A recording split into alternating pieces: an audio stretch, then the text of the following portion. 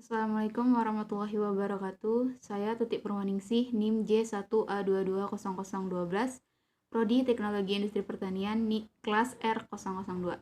Di sini saya akan menyampaikan hasil review ceramah yang materinya disampaikan oleh Bapak Profesor Dr. Kiai Haji Nasaruddin Umar, MA. Surah Al-Isra ini diapit oleh 3 surah dalam Al-Quran. Ini disebut surah 3 serangkai. Sebelum surah Al-Isra, kita diantar oleh surah An-Nahl, biasa disebut dengan surah kecerdasan intelektual. Karena di dalamnya didemonstrasikan secara menakjubkan di mana serangga kecil bisa menciptakan sebuah sarang dan memproduksi madu, di mana madunya menjadi obat bagi seluruh penyakit. Di samping itu, lebah juga mirip dengan lalat, tetapi lalat mencari yang bau busuk dan menyumbangkan penyakit, tapi lebah mencari yang harum dan manis dan menyumbangkan obat.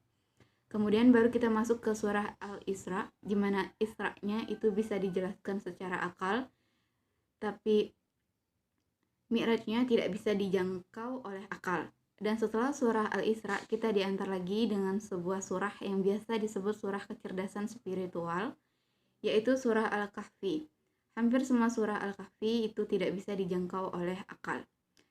Apabila sebuah surah diawali dengan kata subhana atau tabarakah, artinya maha suci, itu mengisyaratkan ada sesuatu yang tidak bisa dijangkau oleh akal, tapi harus melalui keyakinan. Allah mengisyaratkan bahwa yang bisa mi'raj itu bukan cuma Nabi Muhammad SAW, tapi siapapun yang hamba, yang merasa hamba terhadap Tuhan, maka dia punya potensi untuk mi'raj. Hamba yang bisa mi'raj itu adalah hamba yang menempel atau dekat dengan Tuhan. Yang berjarak dengan Tuhan tidak mungkin bisa mi'raj. Maka dari itu cara untuk mendekatkan diri dengan Tuhan adalah sujud.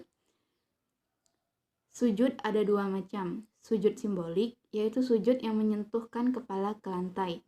Sujud hakikat adalah sujud yang menyerahkan diri dengan sepenuhnya kepada Allah yang Maha Agung di atas problematika kehidupan.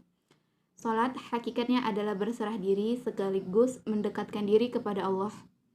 Maka dari itu, salat kita harus khusyuk. Kekhusyuan salat dimulai dari saat berwudu. Hakikat berwudu adalah untuk membersihkan diri kita. Orang-orang yang dapat menggapai langit adalah orang-orang yang hanya menyembah Allah dan tidak menyekutukannya. Syarat lainnya yaitu la ilah atau malam hari. Pada saat malam, ia menampilkan kegelapan namun malam menjanjikan keheningan. Karena saat malam hari kita bisa lebih khusyuk dan banyak sholat di waktu malam. Kita harus menguasai Al-Quran jika ingin mendekati langit. Serta kita harus menghaluskan budi pekerti kita dan membersihkan diri kita dari hal-hal negatif.